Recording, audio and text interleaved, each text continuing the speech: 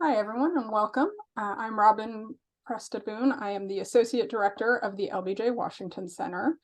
We host the LBJ School's DC Concentration. I'm going to give a brief overview of the concentration and then turn it over to our 4 faculty members who teach the courses here in DC. The DC Concentration is an accelerated 15-month track of the LBJ School's Master of Public Affairs and Masters of Global Policy Studies programs. You do your first 2 semesters, the fall and the spring, in Austin, completing your core coursework of the master's program, same as the traditional 2-year programs. The difference comes in the summer when you move immediately to DC and you complete your final 2 semesters, summer and fall, here in DC. During those 6 months, you work in nearly full-time position we call Policy Apprenticeship, essentially a really beefed up internship. That's the cornerstone of the program. You spend your day at a nonprofit, think tank, on the Hill, in the administration, executive branch, wherever your policy area interests lead you, and what kind of skills you want to develop. Then in the evening, you take your courses, which we're going to hear a lot about today from our faculty members, and you finish up in December. So you're finishing up 6 months earlier than the traditional program. That's a very, very quick overview of the DC concentration, and we will open it up to questions after the faculty speaks. If you have any questions about any of that, we will be happy to answer. I will kick it off by starting with Bill Shute, who is also our executive director.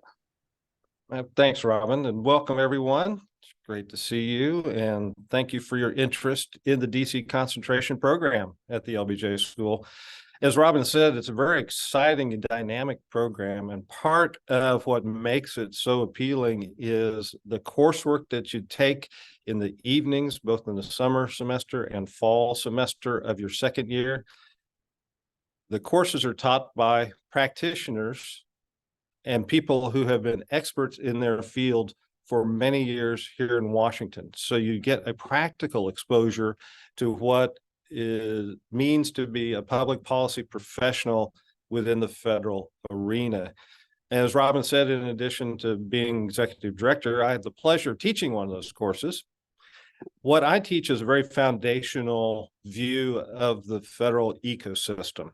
It's under a general heading of policy development, but what we look at is not only how the constitutional branches develop policy and how it is then implemented upon the passage of state legislation, but this entire cottage industry that surrounds what it takes to create policy in Washington. So we look at grassroots, we look at advocacy, traditional lobbyists, trade association, the role that all of these people play here in town that aren't elected decision makers or appointed by the administration. It's a fun, exciting look at how policy can really be created from behind the scenes. It's 3 hours a night, 1 night a week, taught during the summer, so it's a bit condensed, but it's a great introduction to what you can experience in this program. The other 3 courses are a bit more focused and give you much more of a practical, detailed exposure to how Washington operates. And I'd like to now turn it over to Elizabeth Rybicki, who is, as Robin and I describe, the person who teaches Congress how Congress works. Hi, welcome everybody. I'm Elizabeth Rybicki, and that's the name of the class, is How Does Congress Work? My day job, which I'm at right now, is at the Library of Congress at the Congressional Research Service, which is a nonpartisan agency whose job is to assist Congress in the lawmaking process. And there's about 800 analysts, and we have different areas of expertise, most, of course, having expertise in a certain policy, right? My expertise is in the legislative process. So I answer questions from members of Congress and their staff about how to introduce a bill, how to offer an amendment, right? These kinds of mechanics of lawmaking.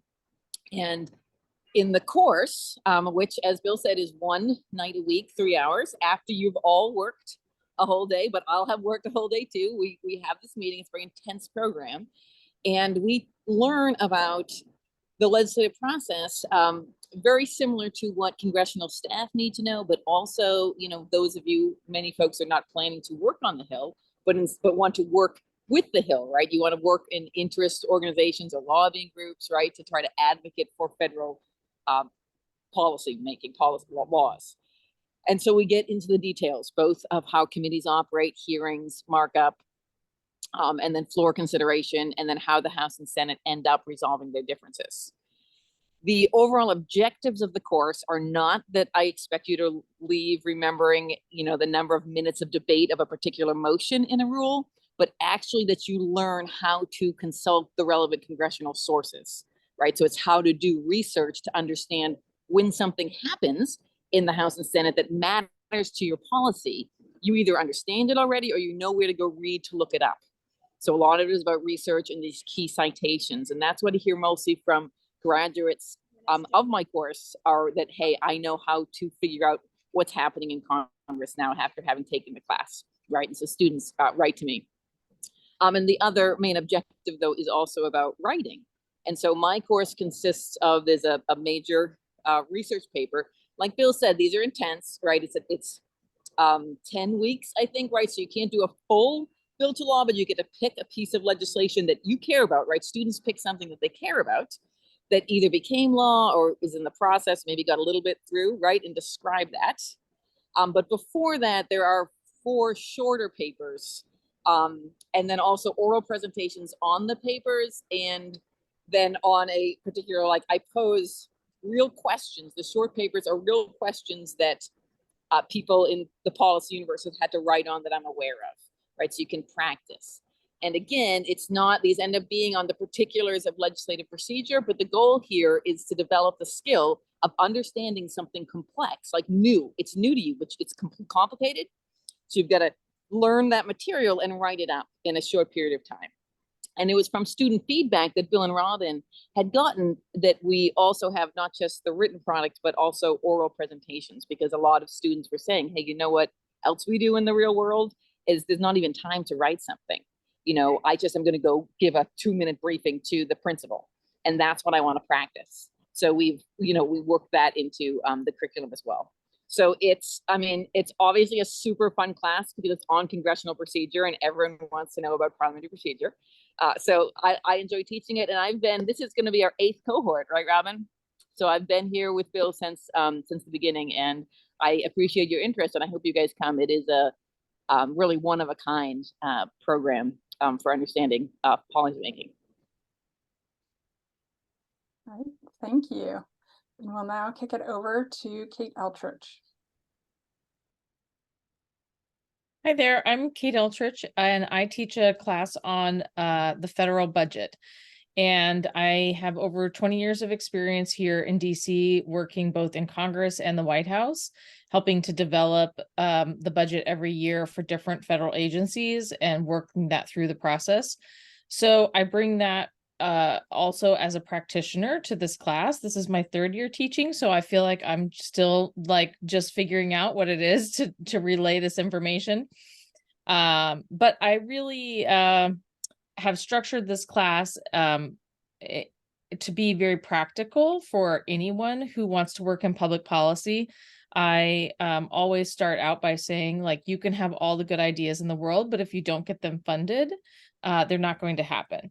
So being able to access the federal budget and influence the federal budget, whether you're working inside the government or outside, is a really important part of policy reform, policy change, and advocating for what you're interested in.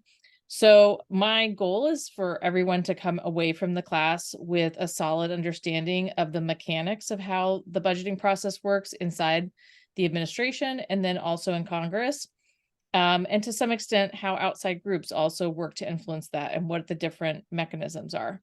The arc of the class is really from the founding of the US and the idea that the founders did not want like the British system where the king both taxed and decided how the money was spent.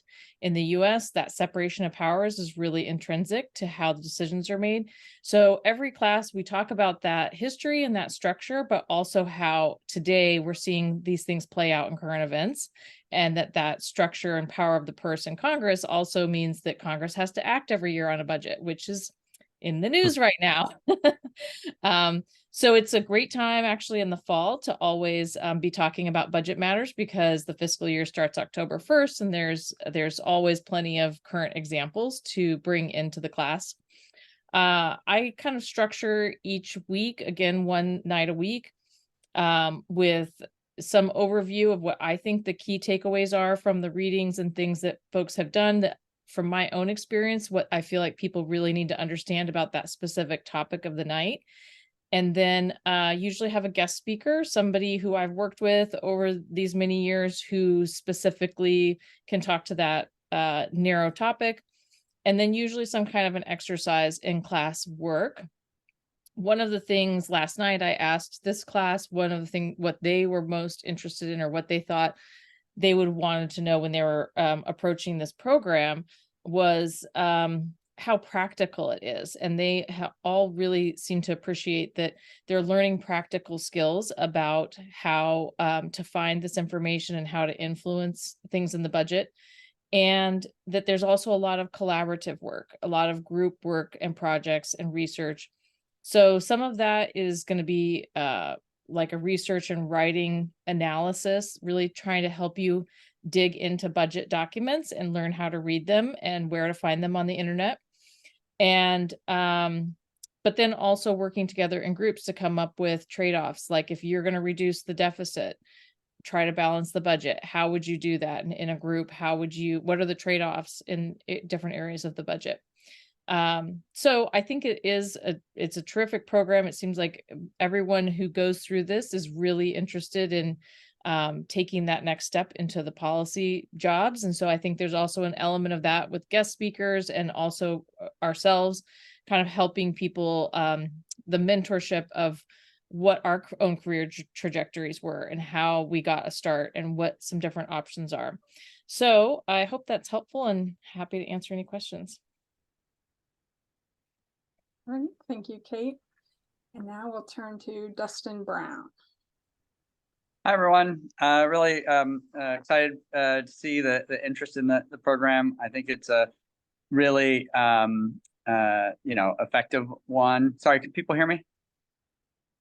Okay, great. Sorry, I just got a message. I'm Dustin Brown. I'm the career lead in OMB and really the federal government for government reform.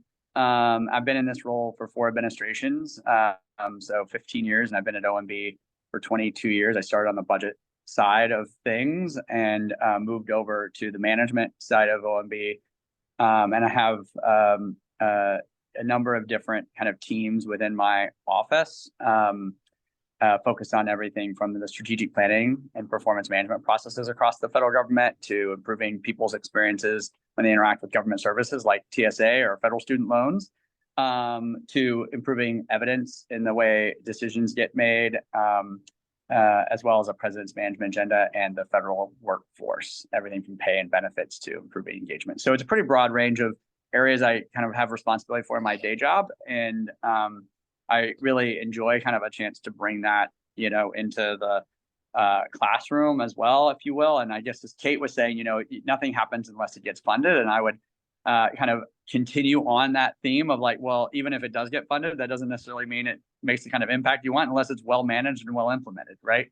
And so that's really where we continue that narrative of the continuation of things that have to happen to really make a difference in people's lives. This is my 6th year, I think, teaching, and I've actually had a number of fellows, it's apprenticeships in my office as well. So I've gotten to know people that way, and really seen just the impact that this program has had on people's lives in really meaningful ways. So I can't recommend it highly enough. Our class really starts first with you as an individual. So the first class is everyone doing a Myers-Briggs and then discussing kind of what that means for how you work in teams and groups of people, because I think that really is the starting point. We are not like separate people in work and in our personal lives. You're the same person, and really understanding kind of how that dynamic impacts how you work in teams and organizations is going to be really critical if you're going to be successful in an organization. And it's a really good way of, I think, doing some icebreakers and just starting the course out with that. Then we talk a lot about leadership and other kind of tools that we use in public management, like performance management and other, evidence and kind of cross-cutting themes around public management.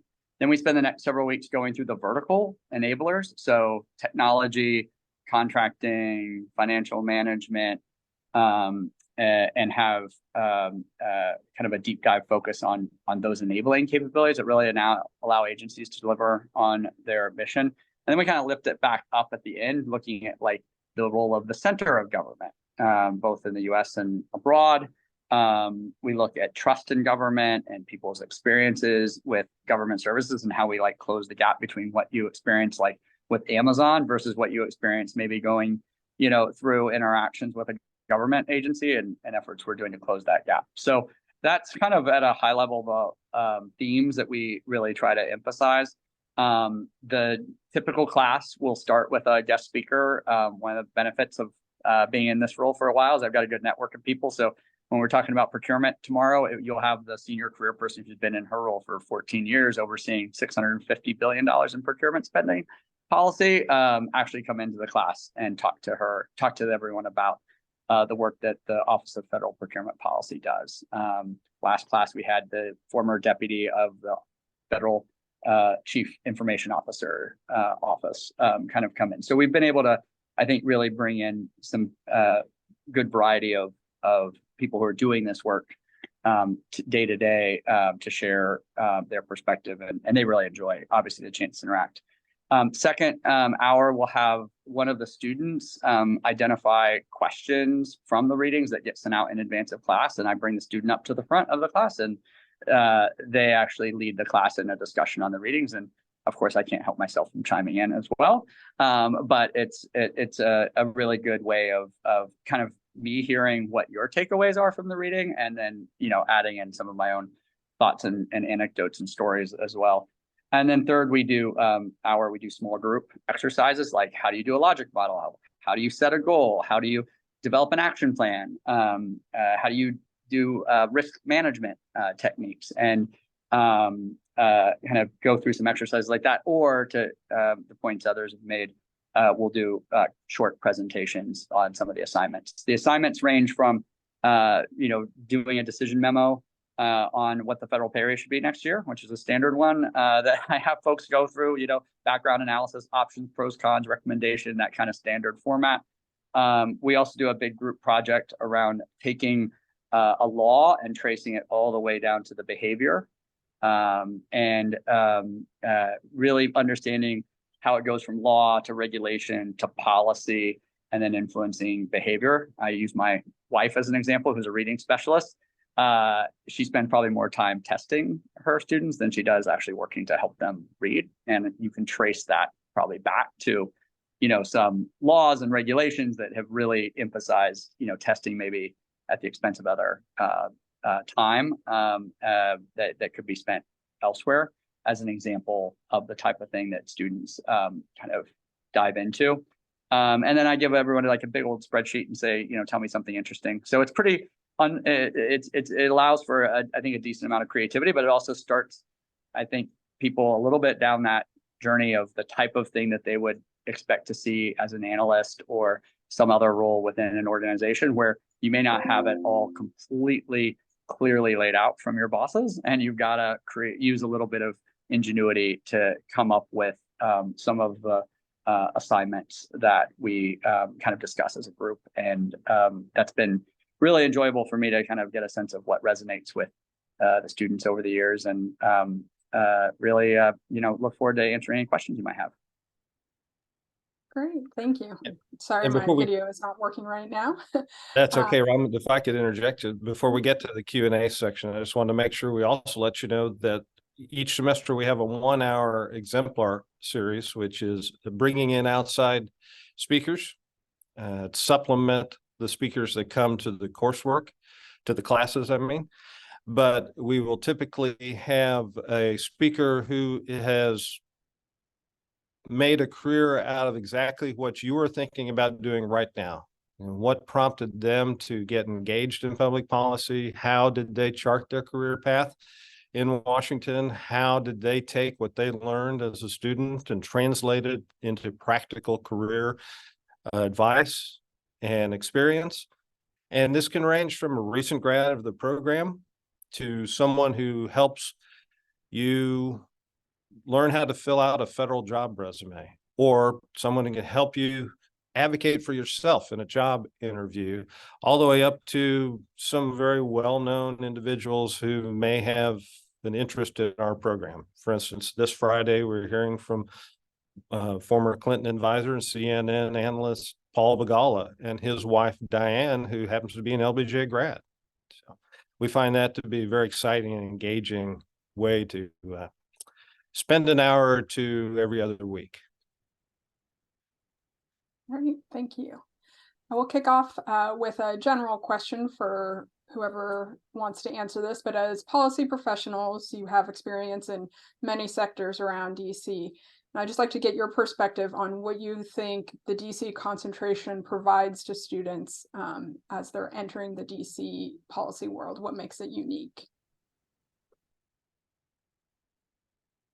I'll kick it off and love to hear from the other three as well. But one thing that drives this DC concentration is the practical experience. It really is part of the mantra overall of the LBJ School. President Johnson, at the founding of the school, was famous for saying, look, we're not here to just create thinkers. We want to create doers as well. And there's been an empirical approach to the education at LBJ School that is just amplified here in the DC concentration, because you're getting on the ground, firsthand experience and exposure to not only the process behind policy development, but the individuals and how they approach that as well.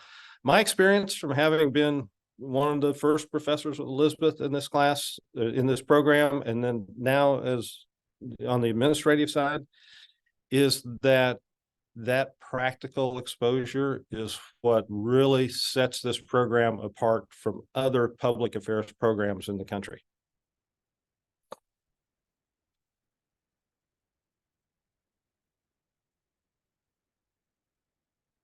Elizabeth, Kate, Dustin, anything you'd like to add? I can just add briefly that I heard, I mentioned that I hear from former graduates, and I heard from 4 or 5, there's been some interesting happenings in the House of Representatives, and 4 or 5 students saying that within the organization they were in, and these are not even majority congressional staff, right, but in their other organizations, that they were the one who was able to explain procedures to their coworkers because of their experience and learning about how Congress actually works from, this class. And Kate, I think it was some of your students too, doing the budget stuff. That's very cool. Well, I think the practical piece really does shine through, and I think all of us focuses on that. But another aspect of that is really the ability to kind of put in context how public policy comes together and how these interconnected pieces of the administration proposing things, the Congress acting on them, outside groups trying to influence them, and then also once that legislation goes forward, how it's implemented. And no matter what issue area you're interested in and passionate about and want to work in, ultimately there's going to be some policy context that comes to bear in your issue area. And being able to understand how all those pieces fit together and how to navigate them, I think is kind of unique to this program. And it's not just the academic sort of government, but actually how it really works in the real world.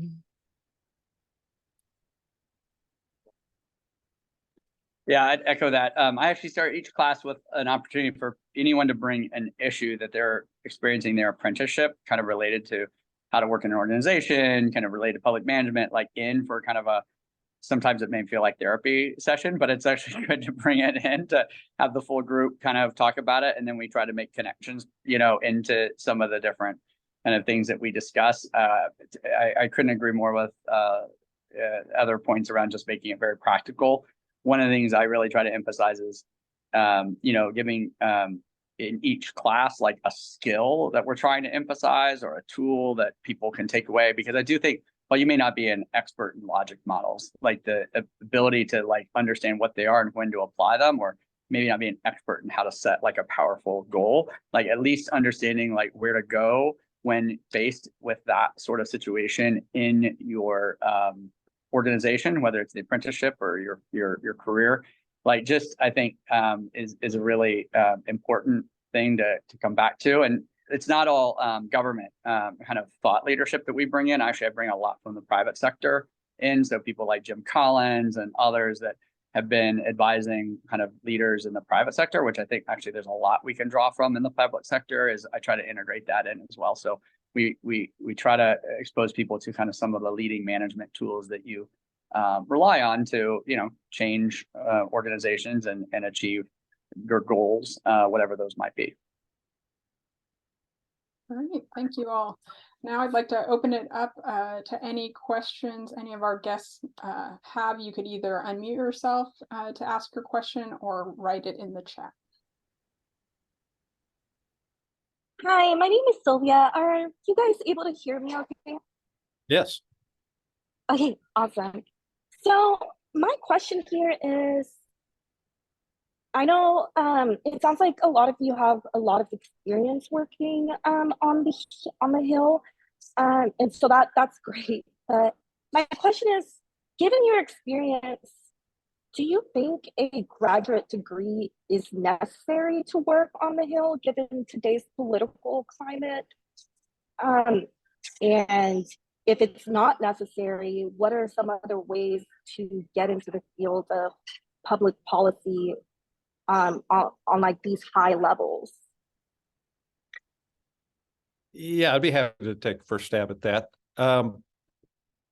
Where a graduate degree program like the DC Concentration enables you better than, say, someone just coming up to start as a summer intern and hoping to work on Capitol Hill, is we give you a much broader exposure to public policy development, where working on Capitol Hill is just one piece part of that. I mean, it's the one that gets a lot of attention, but it's not the only way to go about it. In fact, most of our students and graduates from the DC Concentration work elsewhere. We've had people working in international NGOs, people in trade associations, people within the federal government, but not on Capitol Hill, and then some that do work on Capitol Hill. We find that for those interested in the Hill, this is a great preparation for doing more substantive policy work, perhaps with a committee or perhaps with a leadership office, than just coming up through a personal office where you might be scratching the surface of 10 different topics. And one of them is the only one that you really care about or know anything about, quite frankly. That type of experience tends to lead to real high turnover rate. I mean, there have been stats in recent years that show that the average tenure of a House staffer is only like 2.5 years before moving on to something else. Whereas those that come with a more in-depth public policy background tend to be more engaged and more influential earlier in the process. I think that's a really good insight, Bill. I mean, just in my own experience, working in Congress and the administration and now working with Congress, I feel like really it's kind of expected that people have a graduate degree now to be competitive. There's going to be a lot of people applying for the same jobs who do have the degree, and sometimes that can just end up being the demarcation line in some offices that they want that degree. But I agree, it also means like your ability to get substantive work and move up within that world is much greater if you have the degree. And I know you didn't ask about OMB, but we only hire people with graduate degrees.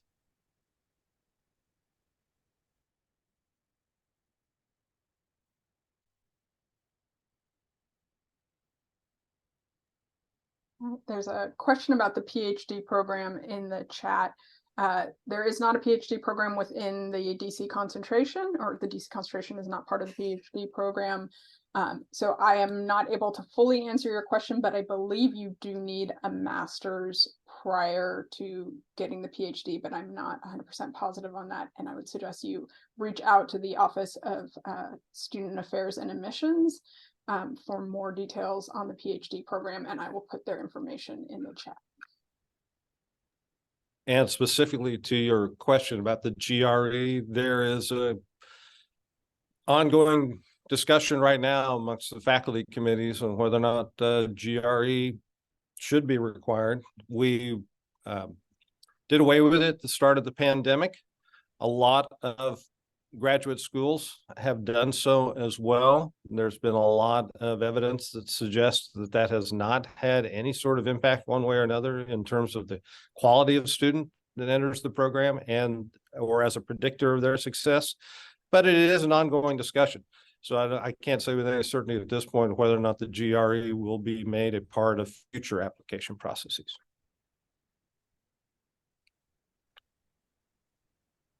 I do have a question for anybody who would like to answer. So one, I'm wondering the normal number of students that are in each cohort for the DC concentration, and then also whenever they're placed in the policy apprenticeships, do y'all see that they continue on in that specific apprenticeship and then it becomes full-time position, or do you see a lot of graduates bouncing around after the program? Let me take the second part of that, and then Robin, why don't you handle the first part? You know, it is certainly an option, and we have had students stay at the location of their policy apprenticeship upon graduation, but that's the vast majority go on to do other things. And that's for a couple of reasons. One, they may have decided that their time in Washington has given them a greater appreciation of other opportunities, right? But also they may have grown so much professionally during this experience that they want to expand and grow their skill sets and their own professional development, doing something a little different. I mean, this town thrives on very full resumes. No one retires with a gold watch in Washington, DC. People go gather skill sets at different locations, a couple of years here or 4 or 5 years there, growing and progressing along the way. This program is that first step. Sorry, what was the first half of the question? I was looking up the PhD. Cohort size and cohort size, yes. So for the DC concentration, it has varied over the years. The first couple cohorts were 6, 8 folks, but in general, we're around 15 students, give or take. It varies each year, but you all do take courses all together in DC, so it's a very seminar style for the coursework.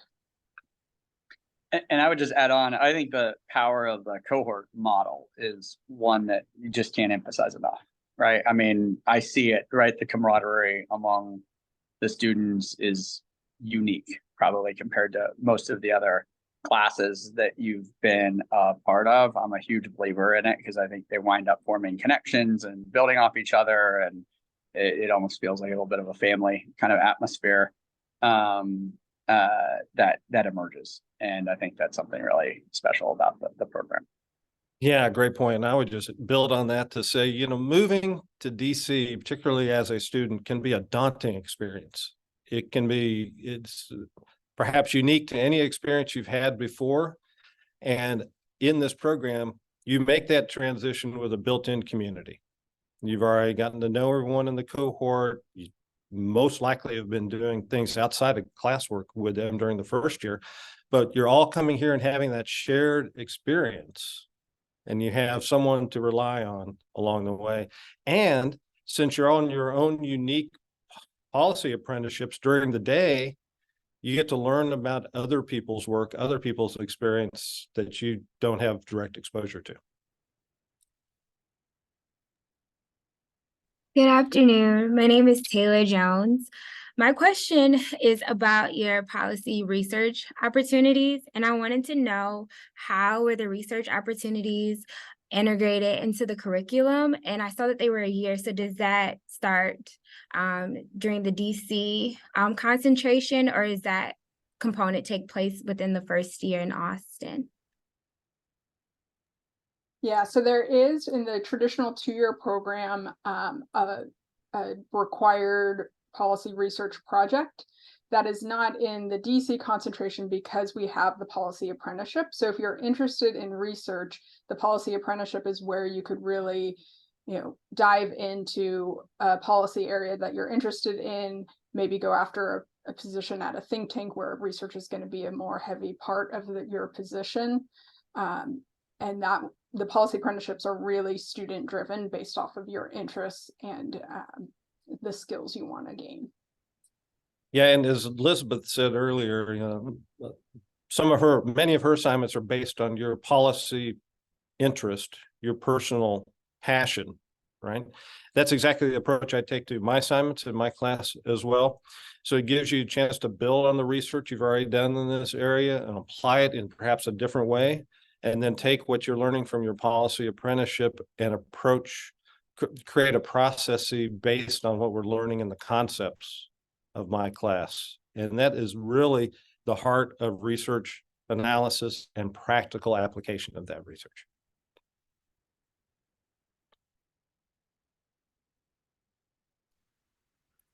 Hi, I had another question.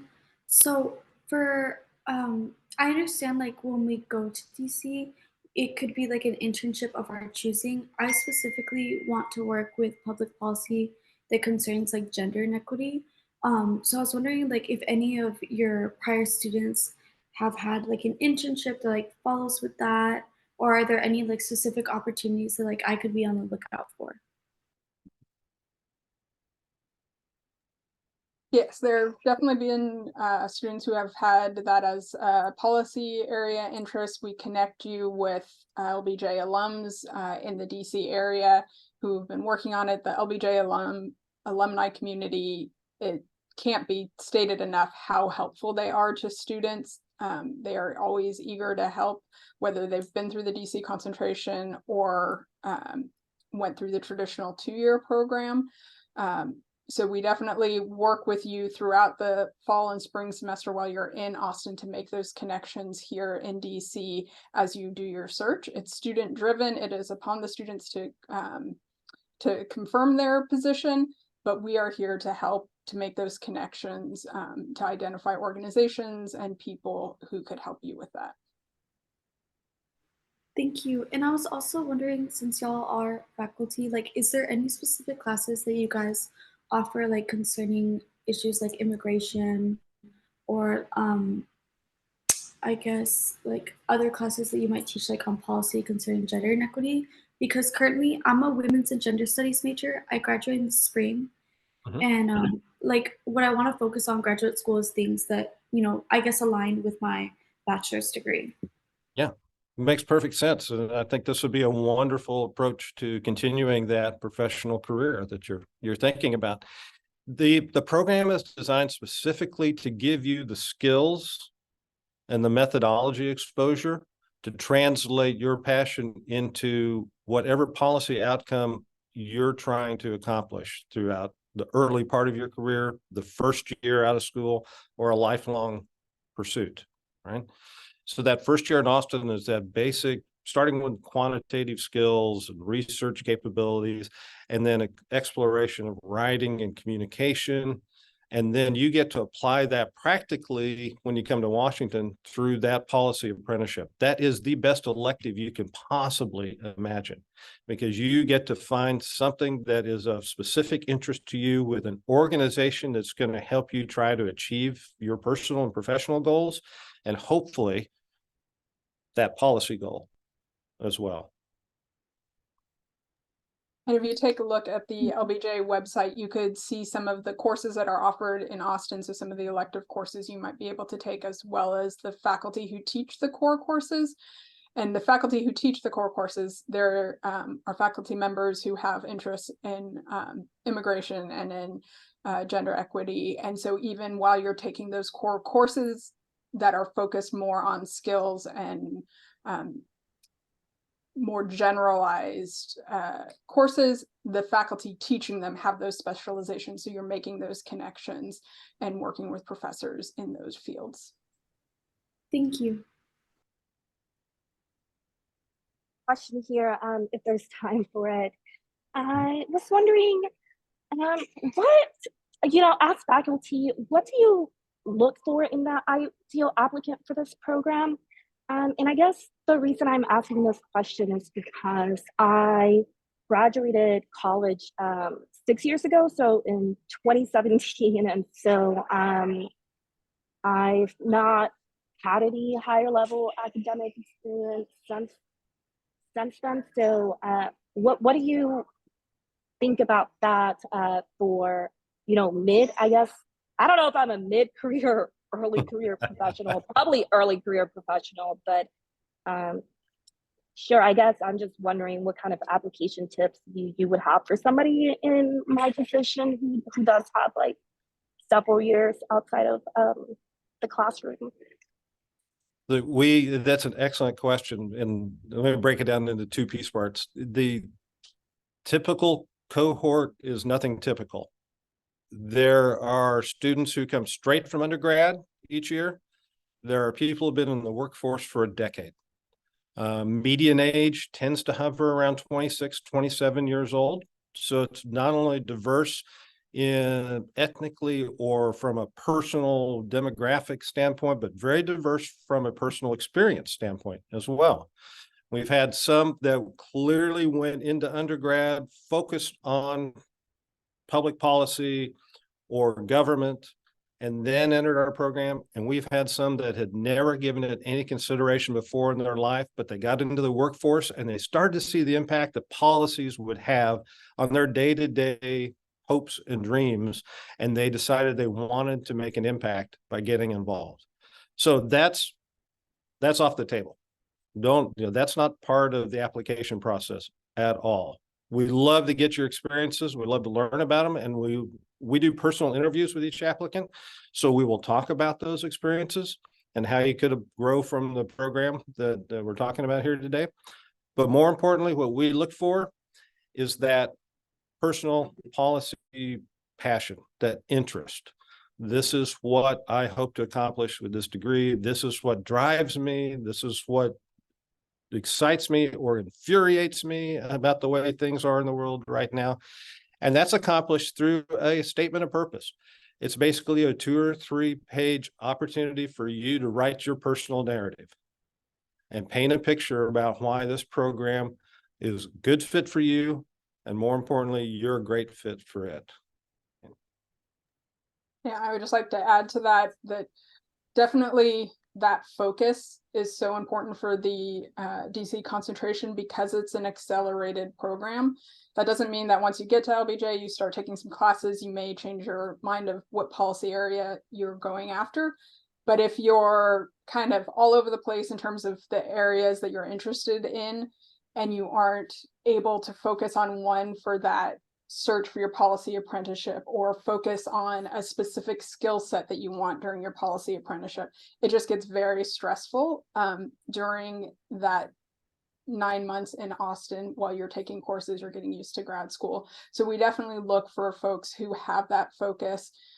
We don't hold you to what you say in your statement in terms of like which policy organizations you want to do your policy apprenticeship at, but we like to see that you've done some looking ahead of time and kind of have an idea of the type of organizations you would be looking for your policy apprenticeship. What type of work in the kind of policy sphere are you interested in? Research or advocacy, policy implementation, policy development? Where along that spectrum of policy are you interested in? And being able to clearly articulate that in your statement of purpose is very important. I'll give you one example of that. A couple of years ago, we had a student join cohort, join the concentration program, just very interested in public health. wanted to get immersed in public health care, had done time in South America, so was very interested in World Health Organization, other things. And then his time in Austin found that he had a real proclivity for other areas, and particularly economics and data analysis on that. So he came to DC with an open mind, got a very effective policy apprenticeship, and became a presidential management fellow, and is now finding a passion for housing policy. So you never know where that path is going to lead you, but the idea behind the school and the program is to give you that skill set to apply whatever direction you want to go in a very policy professional manner that you wouldn't get elsewhere.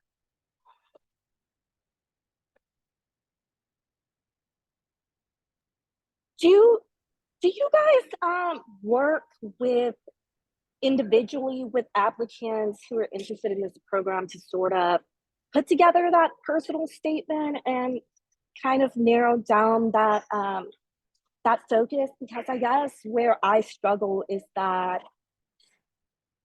there's just so much that I'm interested in to just narrow in on. Yeah. Like on one specific topic might be a little bit challenging, but I know in general, I think advocacy is something that interests me in terms of, you know, inequalities for people of color, people with disabilities, or just anybody who doesn't fit the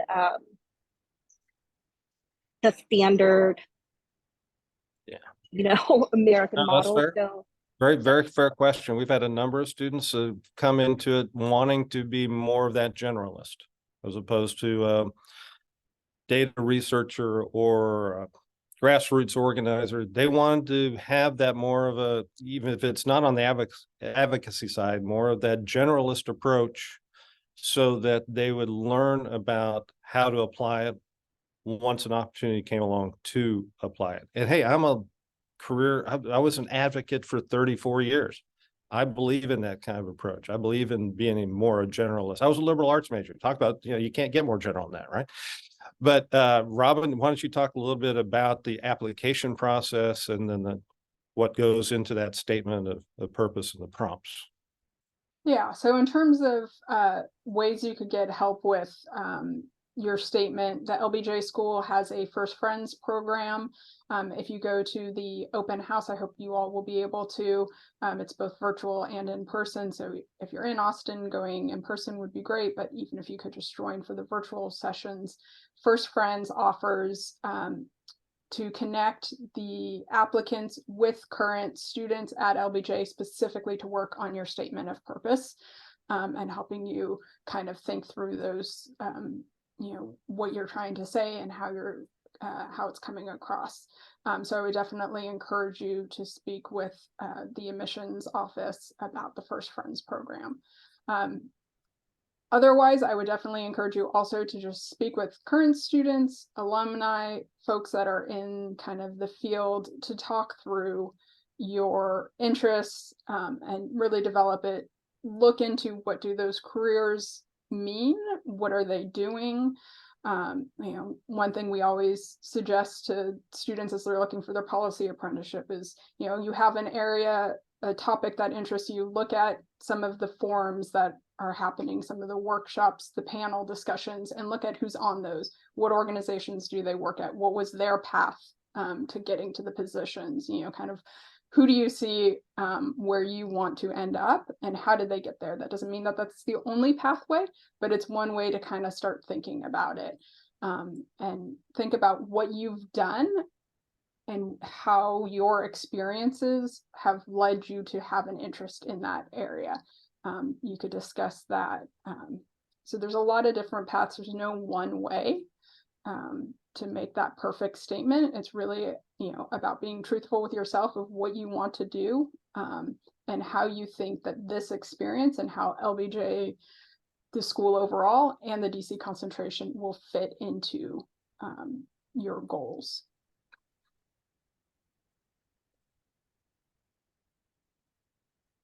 And I'm putting the link for the open house into the chat, so I hope you all will be able to join there as well.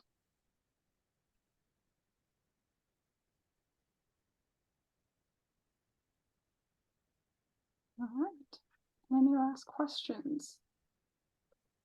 Well, thank you everyone for joining us, and please do feel free to reach out if any other questions come up, and we hope to see you at the open house. And thank you so much to our faculty for joining us. Thank you.